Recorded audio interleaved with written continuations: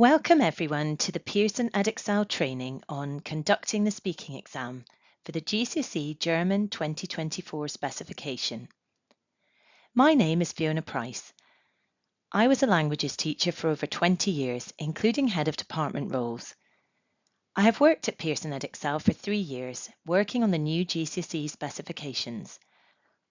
My current role is Senior Qualification Manager for Languages, and I do lots of work with teachers and schools on training for the new specification and our other language qualifications. There will be a lot of information in this session, but I will make it as clear as possible. If you have questions, it is likely they will be answered by the end of the training. If you find you do still have questions at the end, you can email teachinglanguages@pearson.com. All the details will come in the support slides at the end. Or there is the option to attend one of our live training events throughout the year. You can check the dates for these on our Pearson Professional Development Academy website.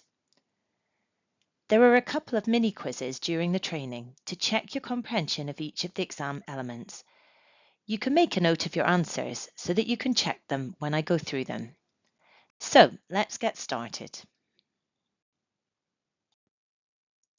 Firstly, let's look at our aims and objectives for the session. By the end of this session, you will have reviewed the speaking requirements in the new GCSE German specification. You will have looked at how to conduct each individual task. You will have explored the teacher-examiner role, which is obviously your role, and will hopefully understand the musts and must-nots. And there is signposting at the end of the session to the full range of support we have available. Here is the agenda. As you can see, we look at the operational side of things with regard to the format of the paper and the timings, the candidate preparation time and preparation notes, and the role of the teacher examiner. Then we look at each individual element of the exam, the read aloud, role play, and picture task.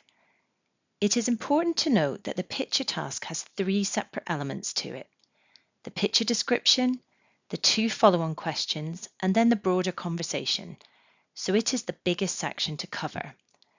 There will also be useful links for you on administration and support.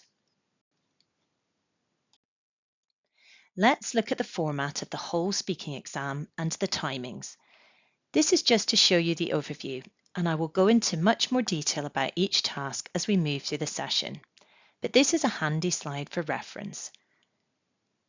The exam starts with the preparation time, which you can see is the same for both foundation and higher. It is 14 minutes of supervised preparation, followed by an extra 1 minute of preparation in the exam room. I will go into more detail about this later on. The speaking exam then has 3 tasks which must be done in that order. Task 1 is the read aloud, task 2 the role play, and task 3 is the picture task. The read aloud is followed by 2 straightforward questions. The role play follows a similar structure to the previous specification, and the picture task now includes 2 follow-on questions and then leads into the general conversation. So you can see there are 3 elements to the picture task, and that this whole task is situated in the thematic context that is chosen by the student, although the teacher examiner has freedom to develop a natural conversation across contexts. There will be more about this later. The theme is chosen and prepared by the student in advance of the exam. This will be during a 2 working week period using our new sequencing tool, and you should check the published speaking window dates on our website to find out this information to make it work for your centre dates. There will be more on the sequencing tool later. Each task is worth 12, 10 and 28 marks at both foundation and higher, giving a total of 50 marks for the speaking exam. The timings for each individual element are slightly different at foundation and higher. So, with conversation as an example, it's 3 to 3.5 minutes for foundation and 5 to 5.5 minutes for higher. But these are recommendations only. The time that is important to you as teacher examiners is the total exam time in bold. Exam markers will not mark after the maximum time of 9 or 12 minutes. There is no penalising for being under 7 or 10 minutes, only in that the candidates potentially won't have developed responses well enough to maximise marks.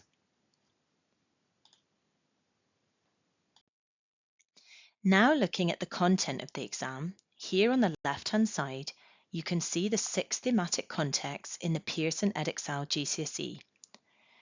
The read aloud and picture task will be based on 2 different thematic contexts.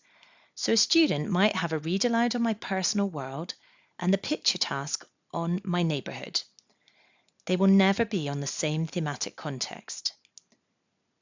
The thematic context for the picture task will be known by candidates in advance, as there is a pre-selection element, which we will go through in more detail when we get to the picture task part of the training. The read aloud will be randomly allocated to candidates based on their chosen thematic context for the picture task, to ensure the thematic contexts are different. The role play is not based on a thematic context. Instead, it is based on one of 10 transactional settings, which you can see on the right-hand side. The choice of role play will also be randomly allocated using the sequencing tool. We will talk more about the sequencing tool a bit later. Now let's look at the preparation time. Just a reminder that preparation time should be supervised by someone other than a language specialist, and that all posters or information on display that could help candidates must be removed or covered. The total preparation time is 15 minutes, and it must be immediately before the candidate's scheduled examination time.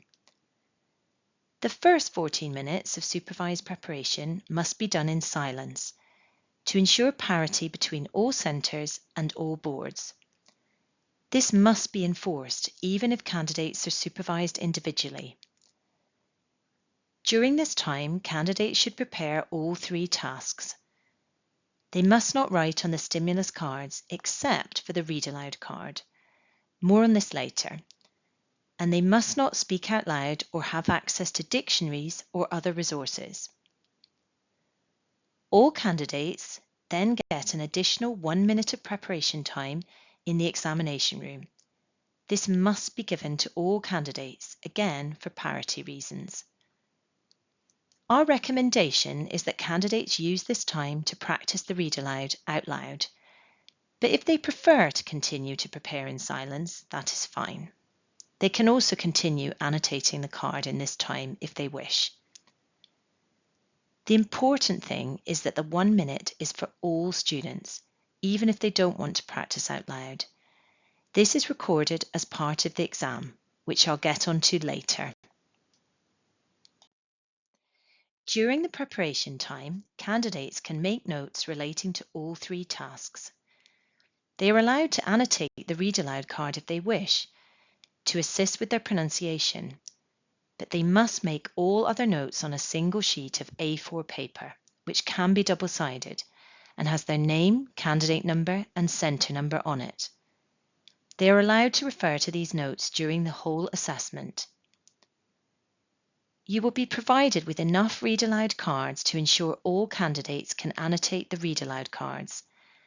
But for the role play and picture task and conversation, you will only be sent a standard pack, so there will not be enough for students to write on.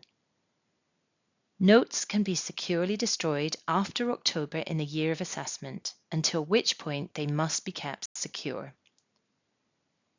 In terms of what kind of notes the candidate should make, obviously they should be checking they know how to read the read aloud text, they should be preparing their role play responses, and they should be making detailed notes about the picture they choose to describe. More about this later as we unpack each task. Conducting the exam.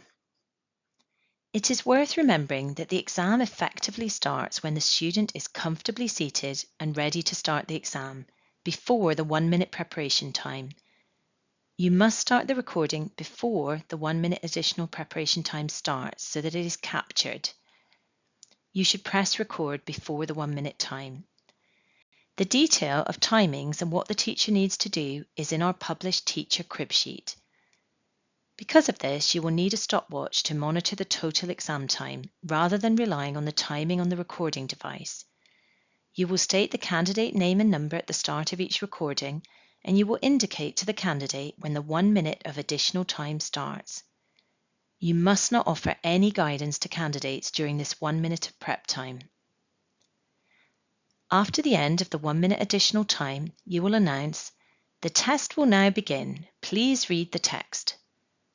The candidate will then start the read aloud. It is your responsibility as teacher examiners to cover all parts of each task in the correct order and to ensure candidates have the opportunity to maximise marks.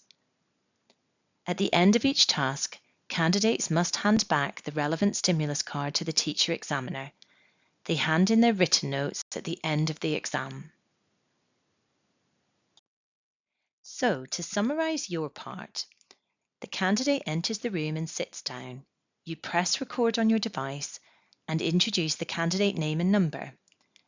You announce the start of the 1 minute preparation time. You announce that the test will now begin at the end of the 1 minute preparation time, and you ask the candidate to read the text. This is the start of the official exam timing of 7 to 9 or 10 to 12 minutes, depending if it's foundation or higher tier. You conduct the test in this order. Firstly, the read aloud, secondly, the role play, and the final third task is the picture task. You take the stimulus material from the candidate at the points indicated in the published teacher crib sheet. At the end of the whole exam, you take their handwritten notes on A4 paper and keep them securely with your other exam materials, which your exams officer should be responsible for. You must use the sequencing tool for the allocation of cards. During the exam, it is your responsibility to keep an eye on the time to ensure the candidate has enough time to complete all tasks, essentially giving the candidate the best opportunity to show what they can do. This is a bit of information about the new sequencing tool. This tool is at an advanced development stage, but more training will be provided in the future, well in advance of live exams. Essentially, the sequencing tool replaces the old method of using the sequencing grids in the teacher booklet, which you used to use to prepare once you access your secure materials. It allocates the cards for each student for all 3 tasks. This process starts 2 working weeks prior to the start of the speaking assessment window, as published online by Pearson for the specific year of entry. It starts by randomly allocating 2 thematic contexts to every candidate. The list of candidates and thematic contexts can be downloaded so that teachers can circulate this information if needed in class. Candidates then select which of those they would like for the picture task and conversation element. Once decided, teachers enter the selection into the tool. Once the speaking examination window opens for teachers to prepare their materials for the exam, the tool will automatically generate a read aloud and role play card for candidates to ensure there is no overlap of thematic contexts. The images on this slide are an example of what the sequencing tool may look like and the steps you will take in selecting your candidate's thematic context in Task 3. The sequencing tool will be accessed through the Pearson portal, and like the data you find in other parts of the Pearson portal, like Edexcel Online and Results Plus, it will only show your centre information. Once accessed, you will see a series of drop-down selection boxes to indicate the qualification, series and subject that you've entered candidates for. When you enter the information, you'll be taken through to screen 2, where you'll see all of the candidates you've entered for that subject. You'll be able to see their learner ID, their candidate number, their name, tier of entry and the 3 tasks laid out in columns.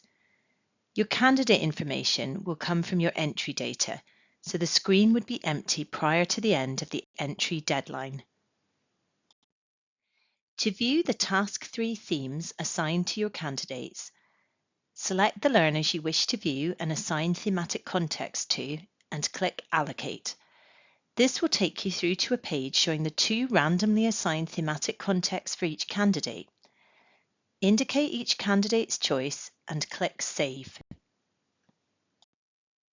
After choosing the thematic context for your candidates, and once the window for assigning your candidates Task 3 choices has closed, the system will then randomly assign Tasks 1 and 2.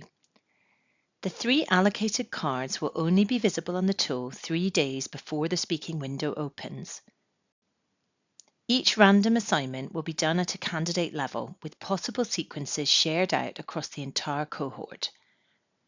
As I mentioned, there will be full training coming on this later in the year, so please don't worry about it yet. We just wanted to give you a brief glimpse into what it will look like.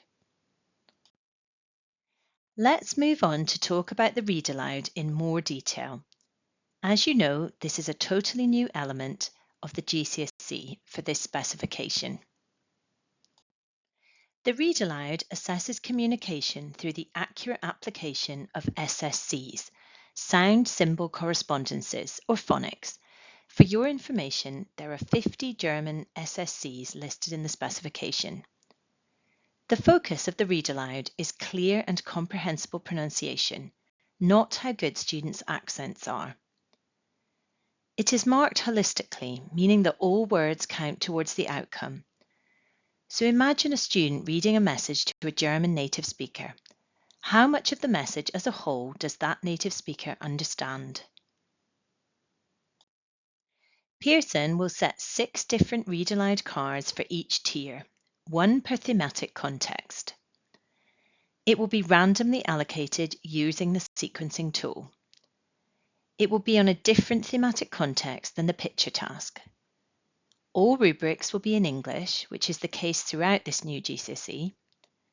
The teacher cards will have full instructions and will also have the 2 unseen compulsory follow-on questions about the read aloud passages. This is the only task that students can annotate on the cards.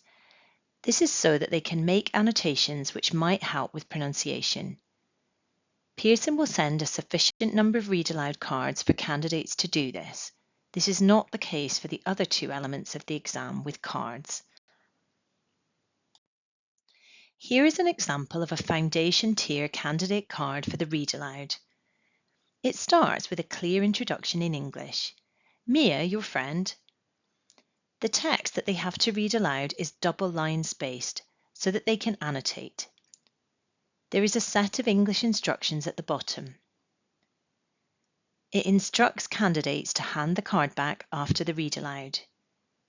It informs them that they will be asked 2 follow-on questions related to what they have read. It informs them that 1-word answers will not be sufficient to gain full marks for the unseen question responses. It is worth noting that all unseen compulsory questions are marked this way in the speaking exam. Responses have to be at least 2 words long in order to access full marks. They don't necessarily have to contain a verb, but there needs to be at least 2 words. If the response only contains 1 word, it can only achieve 1 mark. But obviously, just because a candidate does say more than 2 words, it doesn't automatically give them 2 marks. Only if they have answered the question, communicated fully, and there is no ambiguity. The following questions will not be closed questions, which should hopefully avoid students being tempted to say only 1 word. We can see this on the next slide. So, as just mentioned, once the student has read the text, there are 2 unseen compulsory questions. They are not comprehension questions about the passage they have read, but they are related to the content. At both tiers, each question is presented in the present tense or the simple conditional form. The simple conditional is to deal with differences in likely experiences in topics like holidays, to ensure that students who do not have an experience to draw on directly can equally respond. They are open questions. The first question elicits likes. The second question elicits an opinion. At foundation tier, the first question will be a question using the verb plus gern construction. The second question will be a Wie findest du question. At higher tier, the first question will be a like question using a variety of different structures. For example, Verb plus gern, was magst du, wie findest du? The second question at higher tier will use a consistent structure. Was ist deine Meinung zu? These questions will only appear on the teacher examiner card as they are unseen by the candidate. The questions will relate to the content of the passage, so there may be a question that is not from within the thematic context on the read aloud card. For example, if the thematic context for the read aloud was my personal world, and the content of the passage included the sentence Ich spiele Fußball mit meiner Familie. A suitable follow-on question could be Was für Sport treibst du gern? Which technically comes under lifestyle and well-being. However, this question is related to the content of the passage they read. Just to emphasize again, to achieve a full 2 marks for each response to an unseen question, candidates must give a short answer of at least 2 words that communicates fully. Just to go over the point again about the follow-on question assessment criteria. The follow-on questions are only marked for communication. There is no expectation to develop their responses here. The marking grid is 2 marks for fully communicated response, i.e. one with at least 2 words, 1 for an ambiguous response, and 0 for an unanswered response. This is the same marking grid for all of the compulsory unseen questions. The final 2 bullet points on this slide are really important to note. If you amend or rephrase the compulsory questions or prompts, what the candidate says in response does not get any credit. That is the same for the previous specification when compulsory questions or prompts are rephrased or changed by teachers. Also, if a candidate does respond to the question but with the wrong information, do not repeat the question as the candidate has already responded. Just move on as they won't receive credit. This is the teacher card version of the read aloud. The instructions are given in English at the top. The thematic context is printed for ease. The candidate text is reproduced for ease of reference. The following questions are printed. You can see the example of the like and the opinion questions here. Just to note, these must be unprepared by the candidate, so do not appear on the candidate card. It clearly instructs the teacher examiner that questions must not be rephrased and that the question may be repeated twice, so asked a total of 3 times if necessary. If a candidate answers incorrectly, do not repeat the question, just move on. Now moving to the musts and must-nots of the teacher examiner in the read aloud. Teacher examiners must allocate the read aloud card using the sequencing tool. Give the candidate 1 minute of additional prep time in the exam room, which may be used to practice reading out loud. Start the recording at the beginning of the additional 1 minute prep time. Indicate to the candidate when the 1 minute starts and ends. Say, the test will now begin. Please read the text at the end of the 1 minute of additional prep time. Take the read aloud card from the candidate as soon as they have finished reading, before the follow-on questions.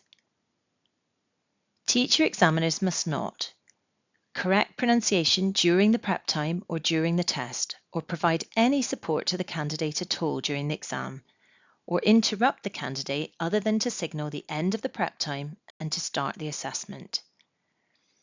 At the time of saying the test will now begin is the time I would advise you to start using your stopwatches in order to monitor the maximum exam time of 9 or 12 minutes, depending which tier the candidate is sitting.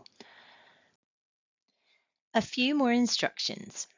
Teacher examiners must take away the read aloud stimulus card from candidates before starting asking the follow-on questions. Ask the set questions exactly as presented. Teacher examiners may repeat the set questions twice, i.e. 3 times in total, if the candidate asks for them to be repeated or doesn't respond. Teacher examiners must not rephrase the set questions, Repeat the question if the candidate answers incorrectly, or ask any supplementary questions. Now time for a quick quiz. This is just a fun mini plenary to check your understanding of the read aloud task, so no pressure. You can note down your answers and compare to the answers I give you afterwards so you get some feedback to know you're on track. I recommend pausing after each question to give you time to write your answers. So here are the questions. Number 1. How many different read aloud cards will there be per tier? A, 6, B, 12, C, 16. Question 2. When should you start recording the speaking exam? Question 3. What must teacher examiners do once the candidate has finished reading the passage, but before asking the follow-on questions? Question 4. True or false? The follow-on questions test the candidate's understanding of the passage. Question 5. How many times in total can the teacher examiner ask each follow-on question? A, twice, B, 3 times, C, 4 times. And finally, question 6, true or false? Follow-on questions are marked for communication only, not linguistic knowledge and accuracy. I'll just go through the answers for you. So, question 1, the answer is A. There are 6 cards. Question 2, the recording starts before the candidate starts their additional 1-minute preparation in the exam room. Question 3, before the follow-on questions, you must take the stimulus card from the candidate. Question 4 is false. The follow-on questions are related to the content of the passage, but draw on the candidate's own experience. Question 5, the answer is B. You can repeat each follow-on question up to 3 times. And question 6 is true. The follow-on questions are marked for communication only. It's the same 2-1-0 marking grid applied to the read aloud and picture task follow-on questions and to the role play. Let's move on to the role play. Part 2 of the speaking exam is the role play. The focus of the role play task is to assess communication through understanding and responding, including the ability to ask questions, and through interacting in realistic transactional settings known in advance. It is marked for communication only, using the 2-1-0 grid we have just talked about for the unseen read aloud questions, meaning that responses need to have at least 2 words to achieve full marks, a full 2 marks, but answers do not need to be developed. There are 10 transactional settings listed in the specification that will be the focus of the role plays. These include hotel, campsite, tourist information office, and they are all scenarios which you might find yourself in when travelling, but also may experience where you live. The transactional settings are all formal settings in nature, but there is no requirement by the candidate to use the formal register in their responses. The role plays will be allocated randomly using the sequencing tool. All rubrics on the role play card will be in English. The teacher cards contain the exact questions and instructions, including the introduction from the teacher, who always asks the first question. So let's have a look at a candidate role play card. You can clearly see the setting at the top. Here it is at the cinema. All the instructions and prompts are in English. It gives the candidates a scenario. Here it says you are in a cinema and you are buying tickets. Your teacher will play the part of the employee and will speak first. Your teacher will ask you questions in German and you must answer in the target language. You are expected to say a few words or a short phrase or sentence in response to each prompt. One-word answers will not be sufficient to achieve full marks. Then below is the task itself with 5 prompts for the candidate to prepare. We can tell this is a foundation tier card because there is only one question, which will always be prompt 5. At higher tier, there are 2 questions in the role play, always in prompt 5 and one other, but never the first prompt. There is no requirement from the prompts to know specific items of vocabulary, nor is there a requirement to use a verb, but fully communicated responses need more than one-word answers. An example of a fully communicated response to the first prompt here, say how many tickets you want, could be the following. Ich möchte 2 Karten, or 2 bitte, or Karten für 2 Personen. All of those would achieve 2 full marks. This slide shows the teacher card. The instructions are really clear and are in English. The teacher script should be read exactly as it is printed. It states, begin the role play with the following introduction. You are in a cinema and you are buying tickets. I will play the part of the employee and will speak first. Prompt 5 will always be a question, and at higher tier there will be another question in prompt 2, 3 or 4, but never the first prompt. Another reminder here that you must not rephrase or change the prompts in any way. Read them exactly as they are on the card. Here are the musts and must-nots of the teacher-examiner role in the role play. Teacher examiners must allocate the role play stimulus card according to the sequencing tool. Introduce the scenario at the start of the role play. Read the prompts exactly as presented. Take the stimulus card from the candidate at the end of the task. Teacher examiners may repeat the prompt questions twice, in other words, repeat up to 3 times in total, if the candidate asks for them to be repeated or doesn't respond. Teacher examiners must not rephrase the set prompts and always read them in full. Repeat the prompt if the candidate answers incorrectly. Ask any supplementary questions. Now time for another quick quiz to check your understanding of the role play. I recommend pausing after each question to give you time to write your answers. Here are the questions. Question 1. How many different role play cards will there be per tier? A, 6, B, 10, C, 12. Question 2. How does the role play start? Question 3. What will prompt 5 require the candidate to do? Question 4. True or false? Questions and responses must all use the formal register. Question 5. How many times in total can the teacher examiner read each prompt?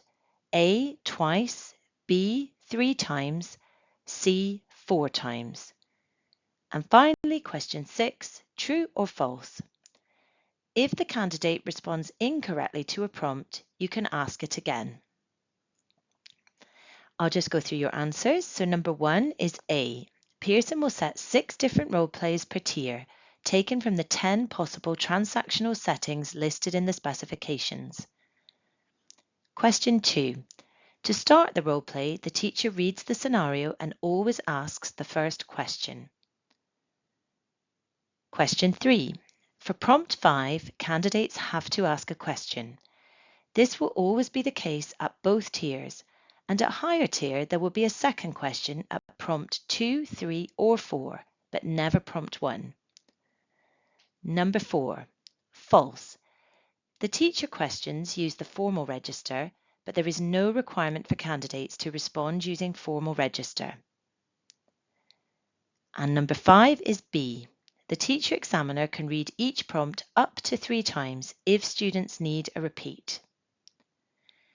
Question 6. False. You cannot repeat a prompt if the candidate responds incorrectly, only if they've said nothing or if they ask you for a repeat. Let's move on to task 3, the picture task.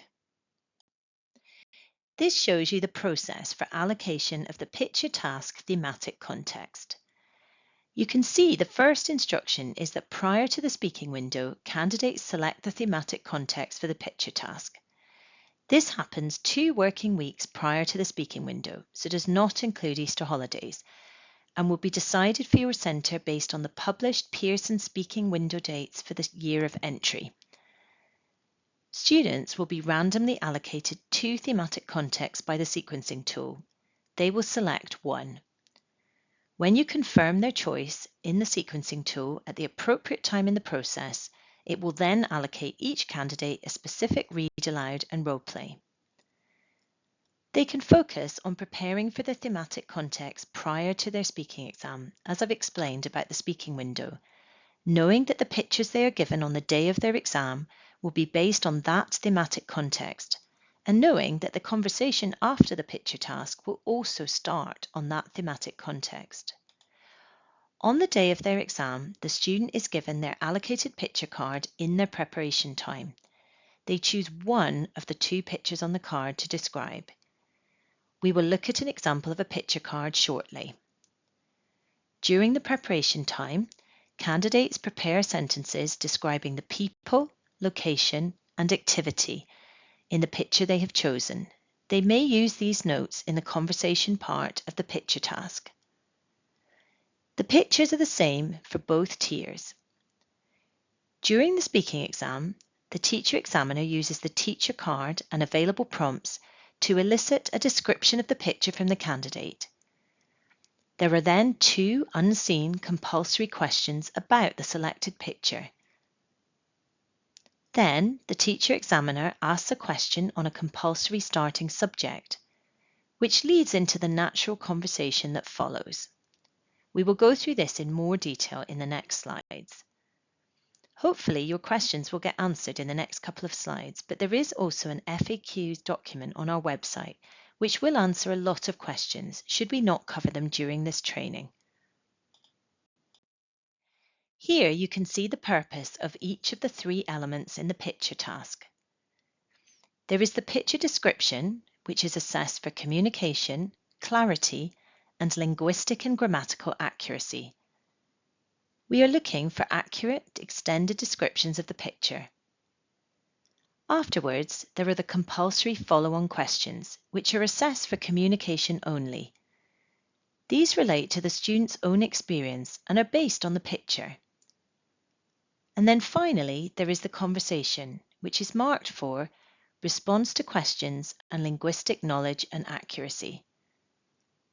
We will look at the conversation in more detail later, but the conversation is an opportunity for candidates to develop their responses as well as they are able, give and justify their own thoughts and opinions, refer to past, present and future events, produce extended sequences of speech, and to demonstrate the full range of their ability. For the picture task, Pearson will set 18 different cards for each tier, 3 for each thematic context. Cards will be randomly allocated by the sequencing tool and will be on the thematic context chosen by the candidate. All rubrics on cards will be in English. Teacher cards contain full instructions, including the compulsory questions to ask about their chosen picture and a compulsory starting topic for the conversation. Each card will have a different choice of pictures and starting topic from within the thematic context. Let's look at the assessment criteria for the picture description and compulsory questions elements. Examiners will be listening for the 3 bullet points being addressed, people, location, and activity. They will be listening for development of ideas about each bullet point, in other words, have candidates develop the information about each bullet point, and how clear and comprehensible what they have said is. In terms of linguistic knowledge and accuracy, they will be listening for variety of vocabulary and grammatical structures, as well as accurate use of language. The compulsory follow-on questions are marked using the 2-1-0 grid for communication only. These are the questions that require at least 2 words in the response. The sample assessment materials and exemplars on our website unpack this in a lot more detail, so I would advise you to take a look there if you haven't done so already. This is what the candidate card will look like. There are two colour pictures based on the thematic context chosen by the candidate. Candidates choose one picture to describe. There are clear instructions in English. They must cover the 3 bullet points: people, location, and activity. Marks will be based on how many of those bullet points have been covered and how well they have been developed. To access the top band of marks, higher candidates need to provide information about all 3 bullet points, and foundation tier candidates need to give information about 2 or more bullet points, as per the mark scheme. Candidates can describe any other aspect of the picture once they have covered the bullet points. Description should be developed and detailed. So again, I would advise you to look at the sample assessment material and exemplar material on the website for further details of this. One analogy a teacher shared with us during training, which could help when you prepare students, is that they have to imagine they are describing the photo to somebody who can't see it and has to draw it as a picture. This will help them to add enough detail. This is what the teacher card looks like. The teacher card has both pictures on it. It contains the exact prompts that you are allowed to use to elicit information from the candidates if needed, which are prompts that ask in the target language. And the people? Where is that? What are they doing? Anything else? You must not change these prompts. The prompts can be used a maximum of 3 times. The teacher card also has the compulsory questions for each picture. These must not be rephrased or changed in any way. Do not repeat the question if a student responds incorrectly. We can see that this is a foundation card as the questions are both present tense. The second question on the foundation card will always be the first question on the higher card. The second higher question will always be a past tense. Here are the musts and must nots of the teacher-examiner role in the picture description and the compulsory questions element.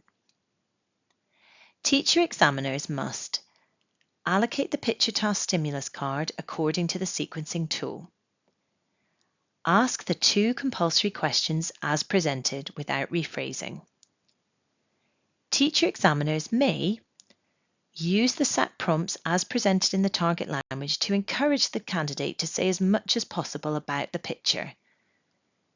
Repeat the set questions and prompts twice, i.e., you can repeat up to 3 times in total if the candidate asks for them to be repeated or doesn't respond. Teachers must not rephrase the compulsory questions, ask any supplementary questions, deviate from the set prompts.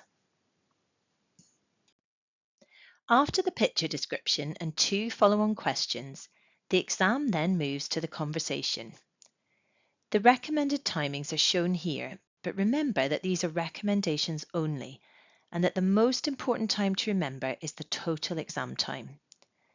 Try to stick to the recommendations if you can, to ensure that candidates have the optimum amount of time to show off their language.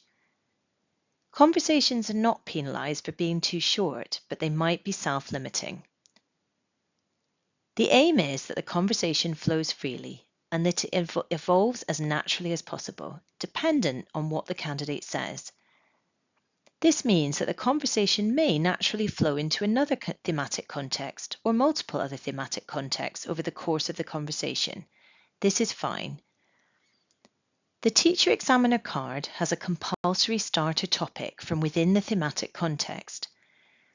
Examiners must begin the conversation by asking a question on this subtopic. So let's say as an example, the picture task thematic context was my neighbourhood. The compulsory starter topic might be the natural world, which is one of the subtopics within that thematic context. You will be given a suggested starter question on that subtopic on the card, but you also may ask your own starter question as long as it's about that subtopic, in this case, natural world. After the question on the mandatory subtopic, The conversation can flow naturally in any direction. Sustaining a natural conversation, or as natural as possible, is the most important thing, and we would rather questions cover a variety of thematic context if needed than that the candidate struggles to produce any language stuck in one thematic context. A good example of this might be in a conversation based on studying and my future, in which the teacher says, "What did you do last year at school?" The student may respond with, "Last year I went on a class trip to Berlin." The teacher could then ask the student about Berlin, such as what was Berlin like? What did you eat there? What did you drink there? Which may then lead on to questions about travel and the country being discussed, and so on. The point is that you respond to what the student says, rather than worry about sticking to a topic, after the opening question on the specific subject, which falls within the thematic context that the student chose. This slide shows the format of the teacher card. The first bullet point shows you which starter subject to begin with. Remember that this is mandatory, but the suggested question is just a suggestion. The card states you must begin the follow-on conversation by asking the candidate to talk about things for young people to do, for example, and then you are provided with an example starter question. However, you may choose your own as long as it is on that same starter topic. The card states that you should use the candidate's response to continue the conversation about this subject, as well as other areas of the thematic context and the interests of the candidate. As this is the part of the exam that candidates can show off their language skills, your job here as teacher examiners is to ask questions which allow candidates to respond in past, present, and future tenses. The mark scheme does focus on how well candidates have used the tenses, so it's important that they try in this section to use as much variety of language as possible. There are some suggested questions for teachers, but the suggested questions are just that, and teachers may use their own if they prefer. This is what examiners will be looking out for in the conversation. Examiners will be listening for how relevant the responses are to the questions you ask them, and how well they develop their ideas. In other words, the additional detail, reasoning, justification, and elaboration that they provide. They will also be listening for clear and comprehensible messages. In terms of linguistic knowledge and accuracy, they will be listening for variety of vocabulary and grammar, as well as successful use of time frames. Further detail of the assessment criteria can be found in the SAMs along with exemplar material. I strongly recommend that you look at the exemplar materials as they go into detail about the marking process and the marks given. Here are the musts and must nots of the teacher-examiner role in the conversation element of the picture task. Teacher examiners should allow candidates to develop ideas, produce extended sequences of speech, use a range of timeframes, and use a variety of grammatical structures and vocabulary. Teacher examiners should not ask closed questions if possible, in other words, yes or no questions, as this limits the candidate's ability to develop their responses and might lead to lots of yes or no answers which don't show off language or get much credit. Teachers should also try not to talk too much, and teachers should not encourage candidates to memorize and reproduce answers. This is because the conversation should be as natural as possible. What we mean here is that candidates shouldn't pre-learn or pre-rehearse full responses to the exact set of questions that you are going to ask them. Obviously, through the teaching and learning process, your candidates will learn and memorize key language phrases and structures and so on, as that is part of language learning, but they should not be given the exact set of questions they will be asked on the day or told to pre-learn their responses. Now for a quick quiz about the picture task and conversation. I recommend pausing after each question to give you time to write your answers.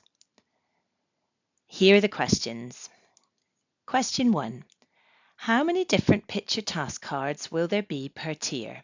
A, 6, B, 12, C, 18. Question 2. True or false? Candidates only have to describe one of the two pictures on the card. Question 3. What three elements must be covered in the picture description? Number 4.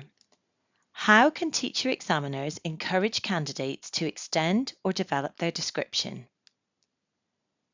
Question 5. The conversation should start A. with a question from the thematic context, B. with a question about the picture, C. with a question from the mandatory starting topic. Question 6. True or false? Clearly memorized or pre-prepared responses to the conversation are not allowed. And here are the answers. Number 1 is C. There will be 18 picture task cards, 3 per thematic context. Number 2 is true. Candidates only describe one of the two pictures on the card. Number 3, people, location and activity are the 3 elements that students must cover in their description of the picture. Number 4, teachers can encourage candidates to extend or develop their description by using the set prompts on the teacher card, and only those prompts. Question 5 is C. The conversation should start with a question from the mandatory starting topic. And number 6, that's true. Clearly memorized or pre-prepared responses by students are not allowed. So, we have now covered all of the elements of the speaking exam. On the website, there is a useful FAQs document, which I'm just going to show you a snippet of now. The document is on our website for each language. If you select Course Materials, then Teaching and Learning Materials, it's in the drop-down menu under Teacher Support. And it gives a lot of detail about the speaking assessment. Here are some examples of questions and responses from the document. The timings are an element of the speaking exam that teachers ask us about a lot. Teacher examiners are responsible for timings, so please access the FAQs as well as refer to the published teacher crib sheet for more information. An example of some of the questions are: how strict are the timings for the speaking assessment as a whole? We know the answer to that after today. It's the maximum timing that is mandatory, so 7 to 9 and 10 to 12 minutes, as well as the preparation time. I would advise you to take a look at that document in preparation for doing these assessments. So, moving on to look at administration. The speaking assessment window is published on the qualifications website. See the link below for updates. Teacher examiners will be able to access the secure speaking materials 3 working days before the start of the assessment period. All speaking assessments must be recorded digitally and uploaded to Pearson via the Learner Work Transfer portal. Please also see our support guide in Forms and Administration on our website. Let's talk about all the support available to you from Pearson. This slide is about training. Please check the PD Academy for the most up-to-date information on training. The training currently available in the PD Academy is the following: how to conduct the speaking exam, live and pre-recorded sessions, unpacking the speaking exam, effective phonics teaching for the read aloud and dictation tasks, drop-in clinics, unpacking the writing exam. We also have a YouTube playlist of event recordings, including Spotlight on Writing, Paper 4. Training coming soon includes Mastering Dictation and Teacher Self-Paced Training of Unpacking the Speaking and Unpacking the Writing courses with marking training. This slide shows you free resources that are available on our qualifications website, which include the speaking crib sheet, the speaking paper guide, the listening paper guide, also reading and writing, and further exemplar material. These include exemplars of speaking and writing tasks, which will show you examiner commentaries and give you insight into the marking process, There are vocabulary lists, banks of practice read aloud and dictation tasks, and lots more resources. Subject Advisor support. Our languages subject advisor is Rebecca Waker, who many of you will have had contact with already. You can contact her in a variety of ways that you can see on this slide: by email, by phone, by booking an appointment, and I also recommend signing up to receive regular updates from her on the latest qualification news and support. This slide is about Facebook. As well as our Pearson Edexcel Facebook page, where you can get updates, Rebecca has a very active and well-monitored Facebook group just for Edexcel language teachers, which is a very positive space to get the information you need or to be pointed in the right direction for support. As I mentioned before, our Professional Development Academy is where you will be able to search by your subject and find further training courses you can book and attend. Feedback. As this is a recorded version of this training, there is not a specific link to feedback for this session, but you are very welcome to pass on any feedback to us via the channels I mentioned before. We've come to the end of our training for today. Thank you for listening, and I hope you found it useful and informative.